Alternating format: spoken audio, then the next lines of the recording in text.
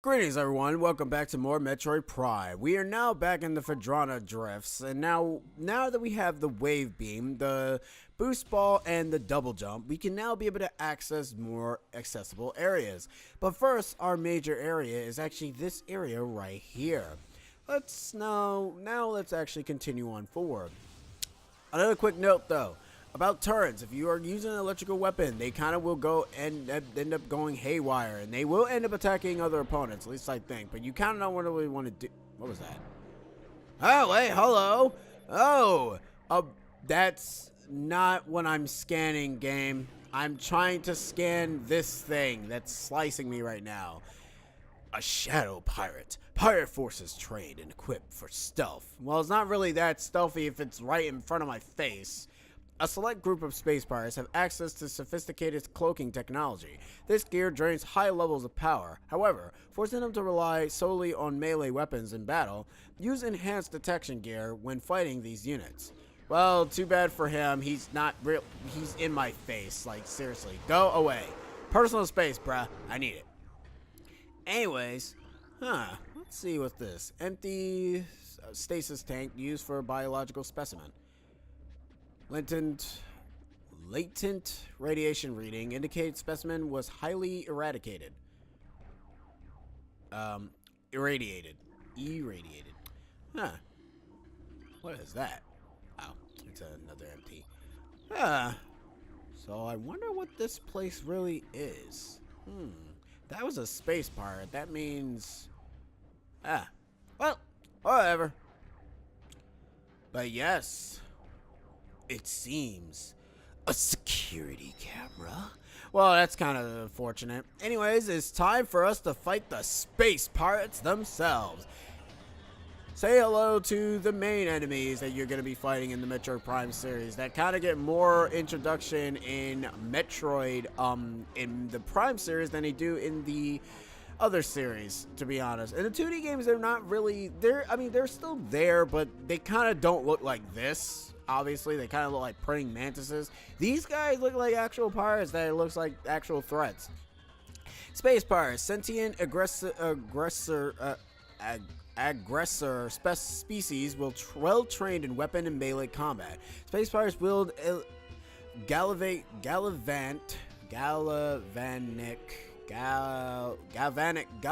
accelerator cannons and forearms mounted scythe in combat. This species seeks to become the dominant force in the galaxy, and their technology may help them realize this goal. Ruthless and Admiral, the pirates care little for the cost of their ambition. Only the results. Is this a cost? Man, I suck. Anyways, they're bad people and they need to be killed.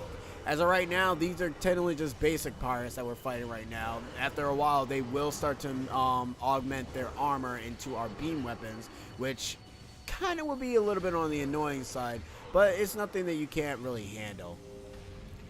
Of course, we have to go ahead and kill all of them to be able to go ahead and progress through the area, and that right there what you were hearing was the space pirate theme. If you are not in the know, the space pirates are essentially a galactic forces that were able to basically cause Metroid from the first Metroid game to become evil. Because beforehand, Metroid was it was like a peaceful thing, but then it got mutated to a point that it became like a weapon of mass destruction and then started to kill everybody. So yeah, that's kind of what the space pirates were end up doing. They don't bring that up in Prime, obviously, because, well, even if Prime is kind of a different continuity, a different universe, it's still connected to other Metroid games, kind of like the saying with Ridley in a sense, where it took place after the original Metroid. So, once we've actually killed some Ridley in that, the space pirates decided to rebuild Ridley and make him into Meta Ridley as he is now. Anyways, this area seems to be talking about a lot of Phazon, which is Phazon ore is extremely durable and blast resistant. Although the armor-like qualities of this shell provides ample protection, thermal image can be used to detect weak areas in casing. Huh.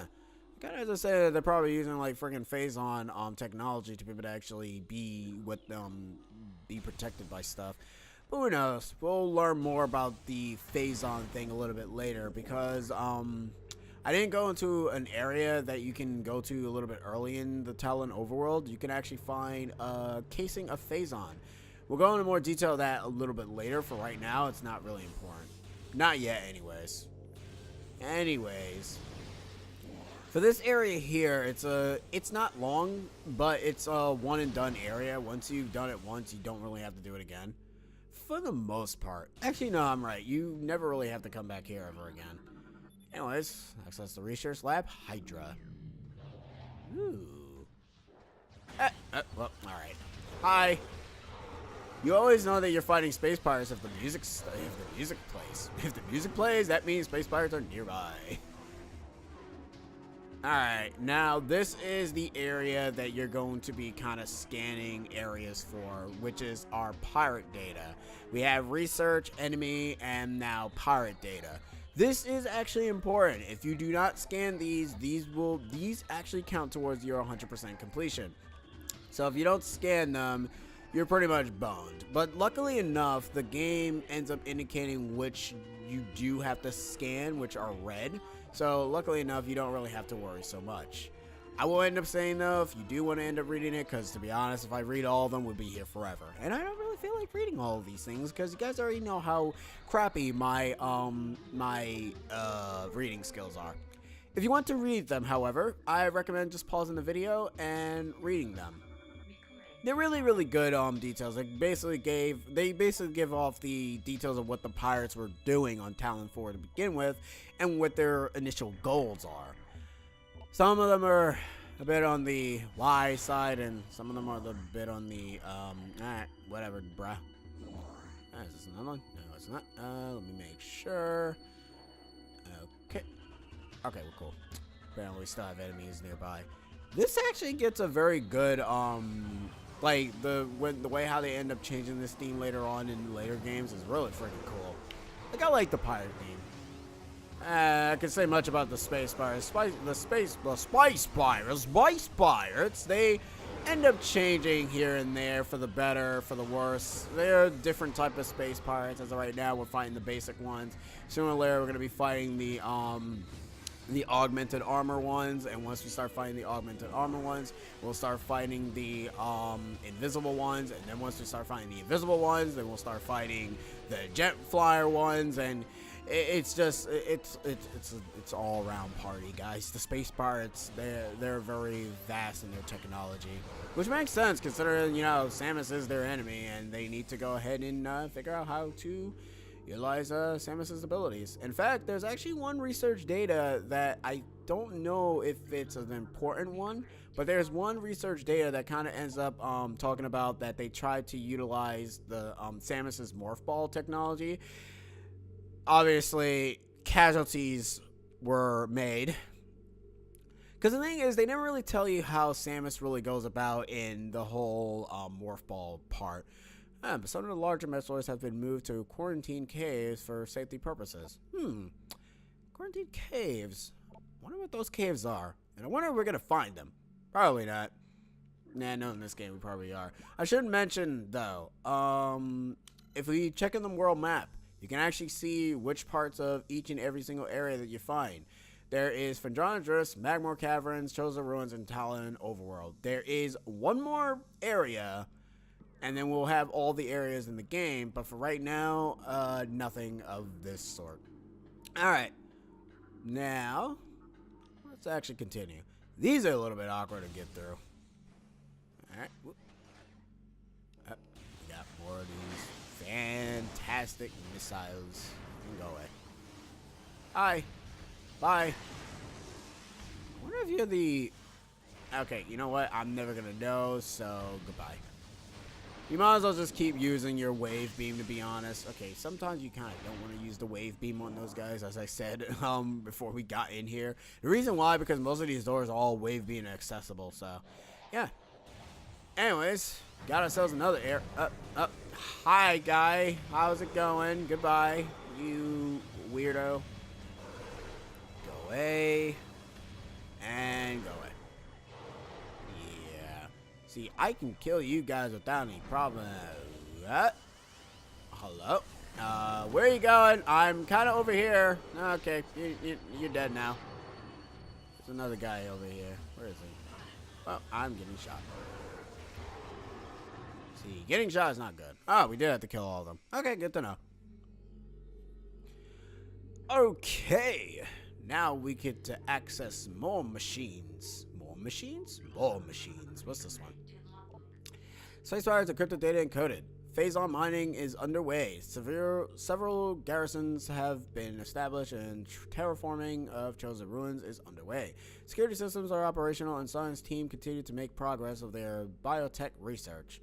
Phrenologists have proven to be an optimal location for the research headquarters and soon will be joined by a fully operational combat base and starport. If Command's predictions are half true, we shall rise to dominance in this sector.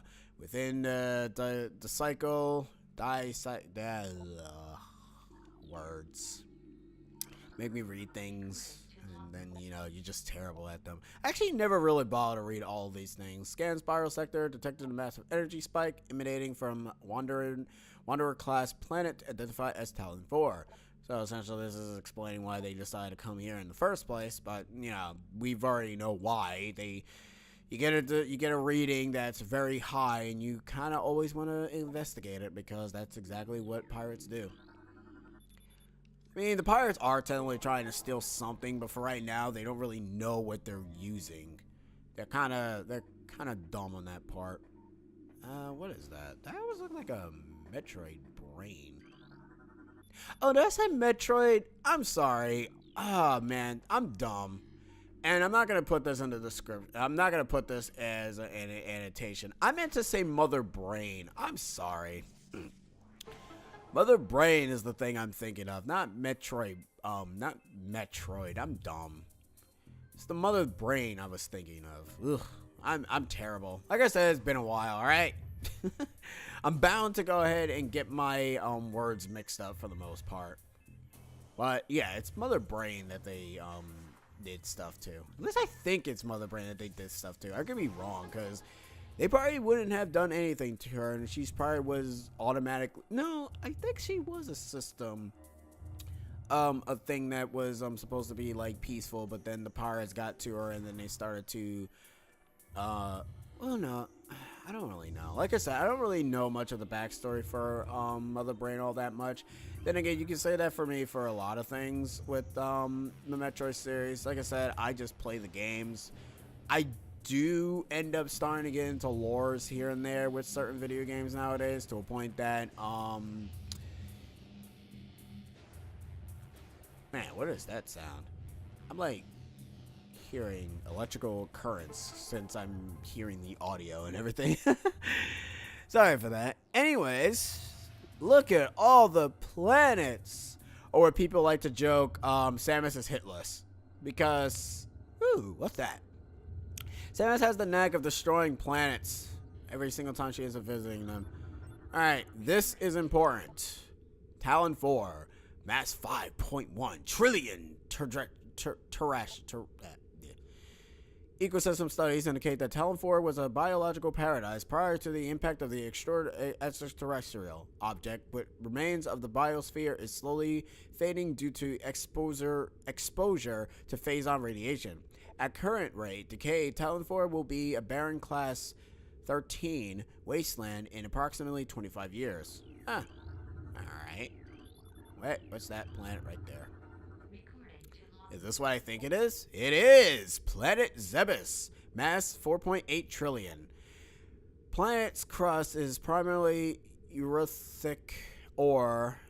Erythic ore, making it ideal for subterranean construction. A class XIX planet, Zebes is an inhospitable to most bioforms. The world was considered unremarkable until it became a base for space pirates forces. Yeah, so you can, the thing is, it's funny how planet Zebes has to go ahead and also be part of the research data. All these other planets are basically moot As you can see, how they're not really, you know, they're not really that, they're unimportant. But the Talon 4 one and the Planet Zebes one is the one that you want to look for. Because all these other planets, at least I think one of these planets is from Metroid Prime 2. Don't quote me on that. I could be wrong. I'm not sure if these are one of these planets is from Metroid Prime 3 or from Metroid Prime 2. But I kind of do like that. Like I said, Metroid Prime tells a story through its wonderful scanning logs rather than anything else. But yeah, be sure if you want to get 100%, you can go ahead and miss that. You do have to scan Planet Zebes and Talon 4's planet, or else you're not going to get anything.